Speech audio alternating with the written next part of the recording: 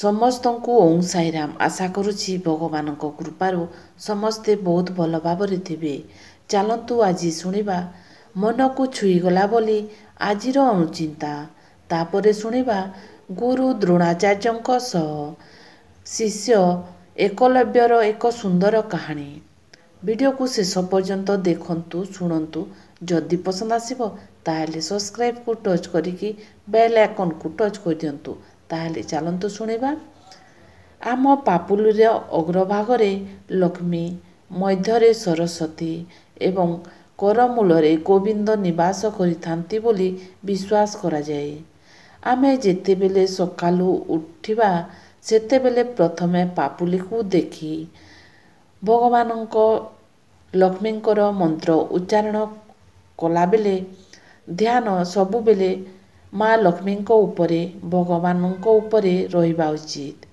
ମନ୍ତ୍ର ସ୍ମରଣ ପରେ ପାପୁଲିକୁ ନିଜ ମୁହଁରେ ସ୍ପର୍ଶ କରାଇବ ଏବଂ ଏପରି କରିବା ଦ୍ୱାରା ବ୍ୟକ୍ତି ଶ୍ରୀ ଭଗବାନ ଏବଂ ଶ୍ରୀ ଭଗବତୀଙ୍କ ଆଶୀର୍ବାଦ ଅବା କୃପା ଅଥବା ସକାରାତ୍ମକ ଶକ୍ତି ଅବଶ୍ୟ ପ୍ରାପ୍ତ ହୋଇଥାଏ। ଘରକୁ ସୁନ୍ଦର ଦିଶଇ ଘରଣୀ, ଅଜାକୁ ସୁନ୍ଦର ଆଈ, ଦାଣ୍ଡକୁ ସୁନ୍ଦର ଫୁଲ ବଗିଚା, ଗୋଠକୁ ସୁନ୍ଦର ଗାଈ, ପୁଅକୁ ସୁନ୍ଦର ସୁନାନାଖି ବୋହୂ, ନଈକି ସୁନ୍ଦର ପାଣି, ବାଡ଼ିକି ସୁନ୍ଦର ଶାଗ ପରିବା, ମୁହଁକୁ ମଧୁର ବାଣୀ, ଜାତକୁ ସୁନ୍ଦର ଜନଗହଳି, ଗଳାକୁ ସୁନ୍ଦର ଫୁଲ, ମା'କୁ ସୁନ୍ଦର କୋଲ ପିଲା, ଭାଇକି ସୁନ୍ଦର ଗେହ୍ଲେଇ ଭଉଣୀ ଅଳି କରୁଥିଲେ ନୀତି, ଦୁନିଆ ସୁନ୍ଦର ଲାଗଇ ସଭିଙ୍କୁ ପରିବାର ଥିଲେ ପ୍ରୀତି। ଯେଉଁ ଘରେ ନିଜ ଘର ଲୋକଙ୍କଠୁ ଅଧିକ ପ୍ରାଧାନ୍ୟ ବାହାର ଲୋକଙ୍କୁ ଦିଆଯାଏ, ସେ ଘର ଭାଙ୍ଗିବାକୁ ଅଧିକ ସମୟ ଲାଗିନଥାଏ। ପ୍ରଥମ ପ୍ରାଧାନ୍ୟ ନିଜ ଲୋକଙ୍କୁ ଦିଆଯିବା ଉଚିତ। ମୂର୍ଖ ହେଉ କିମ୍ବା ପାଗଳ ହେଉ ବା ଯାହା ବି ହେଉ, ନିଜର ଲୋକ ନିଜ ହିଁ ଅଟେ। ଆଖିରୁ ଝରୁଥିବା ଲୁହ ସମସ୍ତେ ବେଶ୍ ଭଲ ଭାବେ ଦେଖିପାରନ୍ତି, ହେଲେ ହୃଦୟରୁ ଝରୁଥିବା କୁହକୁ କେହି ବି ଦେଖିପାରନ୍ତି ନାହିଁ। କାରଣ ହୃଦୟର କୁହକୁ ଜାଣିବାକୁ ହେଲେ ସେହିଭଳି ନିବିଡ଼ ସମ୍ପର୍କ ହେବା ଦରକାର। ସବୁ ଭାବନାକୁ ବୁଝାଇବା ପାଇଁ ଶବ୍ଦ ନଥାଏ। ସବୁ ଇଚ୍ଛାକୁ ପୂରା କରିବା ପାଇଁ ସାମର୍ଥ୍ୟ ନଥାଏ। ସେଥିପାଇଁ କିଛି ଦୋଷ ନଥାଇ ବି ବେଳେ ବେଳେ ଦୋଷୀ ହେବାକୁ ପଡ଼େ, ଆଉ କିଛି ଇଚ୍ଛାକୁ ମାରିବାକୁ ପଡ଼ିଥାଏ। ଆଉ ଦୁନିଆରେ ବଞ୍ଚିବାକୁ ହେଲେ ଜୀଇବାକୁ ତ ହେବ। ସବୁ ଜିନିଷର ମୂଲ୍ୟ ଶିଖିବା ପୂର୍ବରୁ ଜଣାପଡ଼େ, କିନ୍ତୁ ମଣିଷର ମୂଲ୍ୟ ତାକୁ ହଜେଇଲା ପରେ ହିଁ ଜଣାପଡ଼େ। ଚାଲନ୍ତୁ ଏବେ ଶୁଣିବା ଗୁରୁ ଦ୍ରୋଣାଚାର୍ଯ୍ୟ ଏବଂ ଶିଷ୍ୟ ଏକଲବ୍ୟଙ୍କର ଏକ ସୁନ୍ଦର କାହାଣୀ। ଏକଲବ୍ୟ ଗୁରୁଙ୍କୁ ଚିହ୍ନି ପ୍ରଣିପାତ କଲେ।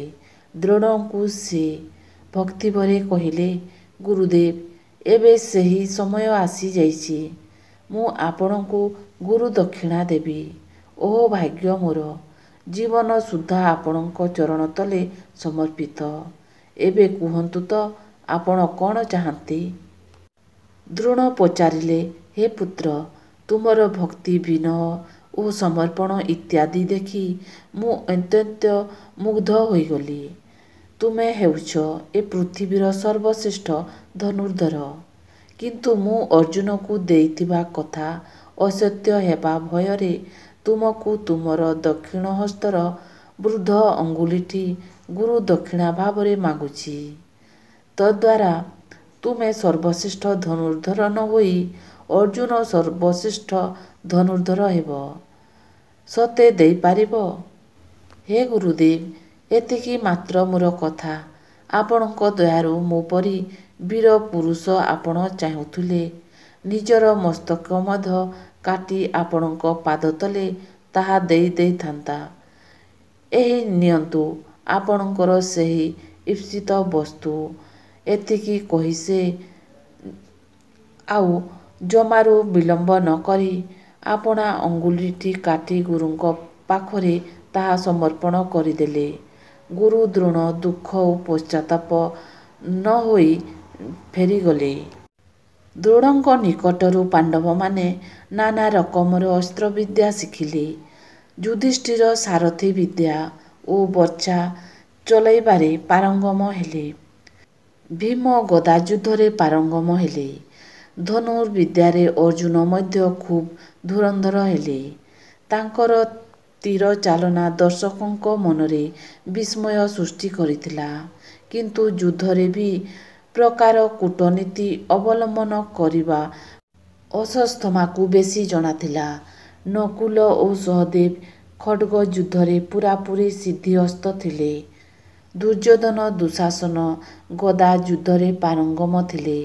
କିନ୍ତୁ ଭୀମଙ୍କର ଗଦାଯୁଦ୍ଧ ବଳ ସାହସ ଓ ଅର୍ଜୁନଙ୍କ ତୀର ଚାଳନା ଦେଖି କୌରବମାନେ ସଦା ସର୍ବଦା ନିଜର ପ୍ରମାଦ ଗଣୁଥିଲେ ଓ ସେମାନଙ୍କ ପ୍ରତି ଈର୍ଷୁକ ବି ହେଉଥିଲେ।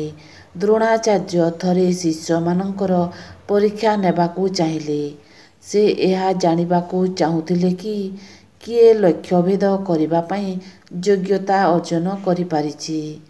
ସେ ଗୋଟିଏ ପକ୍ଷୀର ମୂର୍ତ୍ତି ଗଛ ଉପରେ ରଖି ନେଇ ଆସିଲେ। ତାପରେ ଶିଷ୍ୟମାନଙ୍କୁ ଡାକି ସେ କହିଲେ, ଏବେ ଗଛର ପତ୍ରଗହଳ ମଧ୍ୟରେ ପକ୍ଷୀଟିଏ ବସିଛି। ତୁମେମାନେ ନିଜ ନିଜର ଧନୁତୀର ଧରି ପ୍ରସ୍ତୁତ ହୁଅ। ମୁଁ କହିବା ମାତ୍ରେ ଜଣ ଜଣ କରି ଆସି ସେହି ପକ୍ଷୀକୁ ଶରତୀର କର। ସର୍ବଜ୍ୟେଷ୍ଠ ଯୁଧିଷ୍ଠିରଙ୍କୁ ଦ୍ରୋଣ ପଚାରିଲେ, କ'ଣ ଦେଖୁଛ? ଯୁଧିଷ୍ଠିର କହିଲେ, ପକ୍ଷୀଟିଏ ଦେଖିପାରୁଛି ଓ ଆପଣଙ୍କୁ ମଧ୍ୟ ଦେଖିପାରୁଛି। ତେବେ ତୁମର ଦୃଷ୍ଟି ଲକ୍ଷ୍ୟ ଉପରେ ନିବଦ୍ଧ ନୁହେଁ। ତେଣୁ ତୁମେ ମାରି ମୁଣ୍ଡ କାଟି ପାରିବ ନାହିଁ। ଏହିପରି ଭାବେ ଜଣକ ପରେ ଜଣେ ସମସ୍ତ ରାଜକୁମାର ଏହି ଯୁଧିଷ୍ଠିର ଭଳି ସମସ୍ତେ କହିଲେ। ପଟ୍ଟଶିଷ୍ୟ ଅର୍ଜୁନ ସର୍ବଶେଷରେ ଆସିଲେ। ସେ କହିଲେ, ପକ୍ଷୀର ମୁଣ୍ଡ ଛଡ଼ା ମୁଁ ଆଉ କିଛି ଦେଖିପାରୁନାହିଁ। କିନ୍ତୁ ଏକଲବ୍ୟର ବୁଢ଼ା ଆଙ୍ଗୁଳି ଯଦି ନ ଯାଇଥାନ୍ତା, ସବୁ ଯୁଦ୍ଧଧାରୀମାନଙ୍କ ମଧ୍ୟରୁ ସେ ପ୍ରଥମ ଯୁଦ୍ଧଧାରୀ ହୋଇଥାନ୍ତା। ଯଦି ଆଜିର ଭିଡ଼ିଓ ଆପଣମାନଙ୍କୁ ପସନ୍ଦ ଆସୁଛି ତାହେଲେ ଲାଇକ୍, ସବସ୍କ୍ରାଇବ୍, ସେୟାର କରନ୍ତୁ। ବେଲ୍ ଆଇକନ୍କୁ ଟଚ୍ କରିଦିଅନ୍ତୁ। ତାହେଲେ ରହୁଛି। ଓଁ ସାଇରାମ, ଜୟ ସାଇରାମ।